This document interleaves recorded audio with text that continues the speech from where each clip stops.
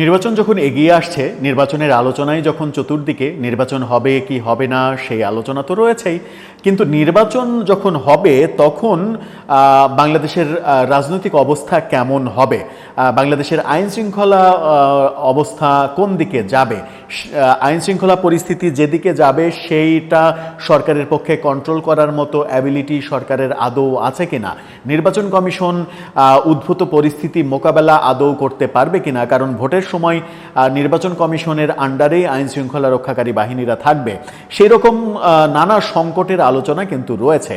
এই সংকটের আলোচনার মধ্যেই গতকালকে আমেরিকার ভারপ্রাপ্ত রাষ্ট্রদূত ট্রেসি জ্যাকবসনের সঙ্গে মিটিং করেছেন আমাদের প্রধান নির্বাচন কমিশনার। মিটিং শেষে বেশ একটা কমেডি সার্কাসের মতো মন্তব্য করে ফেলেছেন এবং তিনি মনে করেন যে মানে তার কথাই এটা স্পষ্ট হয়েছে যে নির্বাচনের সময় মব হবে, কিন্তু মব অনেকটা ওই ইয়ার মতো, কি বলে, সাগরে যে ঘূর্ণিঝড়ের জন্ম হয় না, বাংলাদেশে তো বাংলাদেশ যেহেতু ঘূর্ণিঝড় কবলিত এলাকা, আমরা বিশেষ করে উপকূল এলাকা, সেহেতু আমরা বহু ঘূর্ণিঝড়ের সাক্ষী। তো সাগরে যে সব ঘূর্ণিঝড়ের জন্মই কিন্তু সাগরে হয়, তো সাগরে যে ঘূর্ণিঝড়ের জন্ম হয় সেই ঘূর্ণিঝড় যখন জন্ম হয় তখন একটা রুদ্র মূর্তি ধারণ করে, অথবা যখন জন্ম হয় তখন খুবই ক্ষুদ্র হিসেবে জন্ম হয়, তারপরে আস্তে আস্তে সে তার রূপ পরিবর্তন করে। যদি খুবই তীব্রভাবে জন্মলাভ করে তাহলে আস্তে আস্তে জনগণে মানে লোকালয়ে এসে সেটা আস্তেই তার শক্তি হারিয়ে ফেলে। আবার যখন খুবই ক্ষুদ্রকায় হিসেবে জন্ম নেয় তখন হয়তো লোকালয়ে আস্তে আস্তে তার তীব্রতা আরও বাড়তে থাকে। তার মানে হচ্ছে শক্তির ক্ষয় হয় অথবা শক্তি বৃদ্ধি হতে থাকে, এরকমটা আমরা দেখেছি। একটা উদাহরণ যদি খালি ধরি, যে শক্তির ক্ষয় হয়, যে ঘূর্ণিঝড় উৎপন্ন হলো তীব্র গতিতে, কিন্তু লোকালয়ে আসতে আসতে সে শক্তি হারিয়ে ফেললো। প্রধান নির্বাচন কমিশনারেরও তেমনই ভাবনা। তিনি মনে করছেন যে মবের সৃষ্টি যে তীব্রভাবে, সেই তীব্রভাবে সৃষ্ট মবের যে সর্বশেষ অবস্থা, সেই অবস্থাটা নির্বাচনকালীন সময়ে একেবারে ছোট হয়ে আসবে। কিন্তু তিনি অস্বীকার করেননি যে মব হবে না, তিনি বলেছেন নির্বাচনে মব হবে, মানে পরোক্ষভাবে তিনি বলেছেন। কি বলতে চাইলেন সেটা তার বলা উচিত হলো কিনা, সেটা বলে এক ধরনের সরকারকেই বিতর্কিত করে ফেললেন কিনা, একটা সাংবিধানিক পোস্টে থেকে এই ধরনের মন্তব্য করা যায় কিনা, সেগুলো একটু বুঝে ওঠার চেষ্টা করবো এই ভিডিওতে। থাকবেন পলিটিক্স টিভির নিয়মিত আয়োজনে।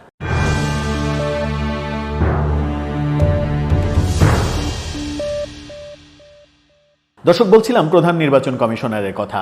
প্রধান নির্বাচন কমিশনার গতকালকে আমেরিকার ভারপ্রাপ্ত রাষ্ট্রদূতের সঙ্গে মিটিং শেষে গণমাধ্যমের সঙ্গে কথা বলেছেন এবং সেখানেই বেশ হাস্যকর একটা মন্তব্য করেছেন তিনি। তাকে নিয়ে যে শিরোনামটা হয়েছে, শিরোনামটা দেখে নিতে পারেন। সেখানে তিনি বলছেন, মবকারীরা 300 আসনে ভাগ হয়ে যাবে, সুবিধা করতে পারবে না। মার্কিন দূতকে সিএসি জানিয়েছেন, অর্থাৎ মার্কিন দূত যখন আগামী নির্বাচনে যে মব হতে পারে, বর্তমানে সমাজে যেভাবে মব প্রতিষ্ঠিত হয়ে গেছে, সেই মব যদি নির্বাচনের সময় হয় তাহলে কি অবস্থা হবে, সেটার উত্তরে এই আমাদের মানে মহান সিইসি তিনি বলেছেন যে মব তখন 300 ভাগে বিভক্ত হবে। বাংলাদেশে যেহেতু 300টা আসন, সেহেতু 300 ভাগে বিভক্ত হবে। আমার মনে হয় যে তিনি একটু মানে কম বলে ফেললেন। 300 ভাগে বিভক্ত হবে কেন? মব অন্তত 40,000 50,000 ভাগে বিভক্ত হবে। যদি প্রতিটা নির্বাচনী কেন্দ্রকে আলাদা আলাদা স্পট ভাবি, তাহলে 50,000 45,000 ভাগে মব বিভক্ত হয়ে যেতে পারে। বরং সেটা বললে আমরা ধরে নিতে পারতাম যে মবের শক্তি আরও ক্ষীণ হবে। 300 ভাগে বিভক্ত হয়ে যেটা হতে পারত, সেটা যদি 50,000 ভাগ বিভক্ত হয় তাহলে আরও বেশি কম শক্তিশালী হতে পারত। ব্যাপারটা সেরকমভাবে ব্যাখ্যা করলে আমাদের জন্য আরেকটু স্বস্তির খবর হতে পারত। কিন্তু প্রধান নির্বাচন কমিশনারের মতো একটা পদে বসে থেকে এই ধরনের মন্তব্য কি করা উচিত, কিংবা এই ধরনের মন্তব্য কি শোভনীয় আদৌ, কিংবা এই ধরনের মন্তব্য কি তিনি ভেবেচিন্তে করেছেন? মব মব হবে এটা প্রক্ষান্তরে কিন্তু স্বীকার করে নিয়েছেন, কিন্তু তিনি বলছেন যে 300 আসনে 300 ভাগে বিভক্ত হয়ে যাবে, সুতরাং মবের যে মানে শক্তি সেই শক্তি কমে যাবে এবং আইন শৃঙ্খলা রক্ষাকারী বাহিনী সেই মবকে মোকাবেলা করতে পারবে। মোদ্দা দাগে মূল কথা যেটা সেটা হচ্ছে যে আইন শৃঙ্খলা রক্ষাকারী বাহিনী সেই শক্তি হারানো মবের সঙ্গে মোকাবেলা করে পেরে উঠবে, এটাই তিনি বোঝাতে চেয়েছেন। কিন্তু গত 1 বছরে তার দায়িত্ব পাওয়াও তো অনেক দিন হয়ে গেল, 1 বছর হয়নি যদিও, অনেক দিন হয়ে গেল। সেই অনেক দিনে তিনি মানে মবের বিরুদ্ধে কখনো কথা বলেননি। আজ মানে গতকালকেও তিনি মবের বিরুদ্ধে বলেননি, মবের অস্তিত্ব স্বীকার করে নিলেন। সরকার যদি তার অবস্থানে মানে তার অবস্থানকে সাপোর্ট করে তাহলে সরকারকেও স্বীকার করে নিতে হবে মবের অস্তিত্ব। তাহলে সরকারও কি সেটাই বলবে, নাকি সরকার আরও অনেক খণ্ড, যেটা বললাম যে যতগুলো নির্বাচনের কেন্দ্র রয়েছে, ধরা যাক যে 45,000 50,000 কেন্দ্র রয়েছে, 50,000 ভাগে বিভক্ত করবে কিনা সরকার? সরকারের স্বরাষ্ট্র উপদেষ্টা গতকালকে বলেছেন যে এবারের নির্বাচনে শুধুমাত্র সেনাবাহিনী না, নৌবাহিনী, বিমান বাহিনী, এই 2 বাহিনীকেও কাজে লাগানো হবে, অর্থাৎ সব বাহিনী কাজ করবে।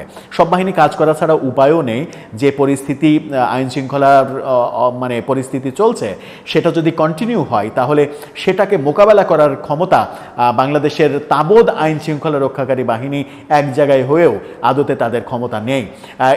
এটা মোকাবেলা করার জন্য যেটা দরকার সেটা হচ্ছে যে নির্বাচনের অনেক আগে থেকে সরকারের মবের বিরুদ্ধে একটা দৃঢ় অবস্থান নেওয়া এবং যেখানেই মব, যারা মব করবে তাদের সাথে সাথে বিচারের আওতায় নিয়ে আসা এবং দৃশ্যমান হওয়া যে তাদের দৃষ্টান্তমূলক শাস্তি হচ্ছে। তাহলে আর মব করার জন্য কেউ উৎসাহী হবে না। নির্বাচন আসতে আসতে মবটা একটা সহনীয় মাত্রায় চলে আসবে, যে প্রত্যাশাটা প্রধান নির্বাচন কমিশনার করছেন।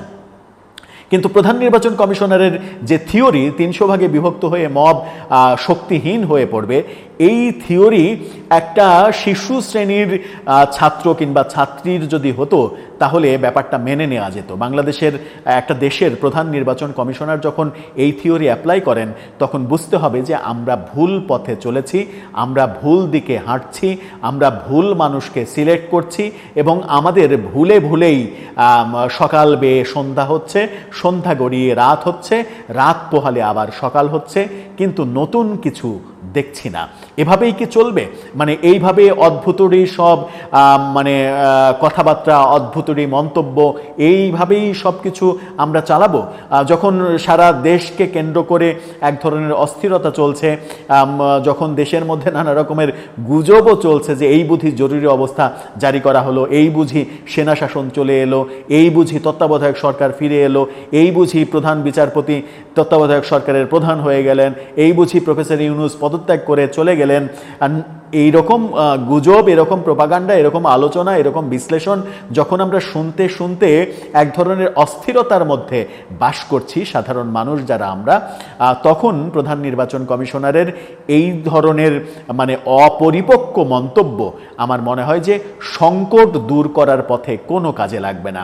সংকট দূর করতে হলে সংকট কোনটা সেটা মানে ডিফাইন করতে হবে এবং সেটার ওষুধ প্রয়োগ করতে হবে। সরকার গত 1 বছরে মবের বিরুদ্ধে কোনো ওষুধ প্রয়োগ করেনি। ওষুধ প্রয়োগ করেনি বলেই প্রধান নির্বাচন কমিশনার তিনি মার্কিন রাষ্ট্রদূতের প্রশ্নের উত্তরে অন্যরকম কোনো কিছু টেনে আনলেন, যেটা অস্বাভাবিক, যেটা হাস্যকর, যেটা অগ্রহণযোগ্য মনে হবে অনেকের কাছেই। দর্শক, আপনার কাছে কি মনে হচ্ছে? আপনার মতামত জানিয়ে লিখতে পারেন আমাদের কমেন্ট বক্সে।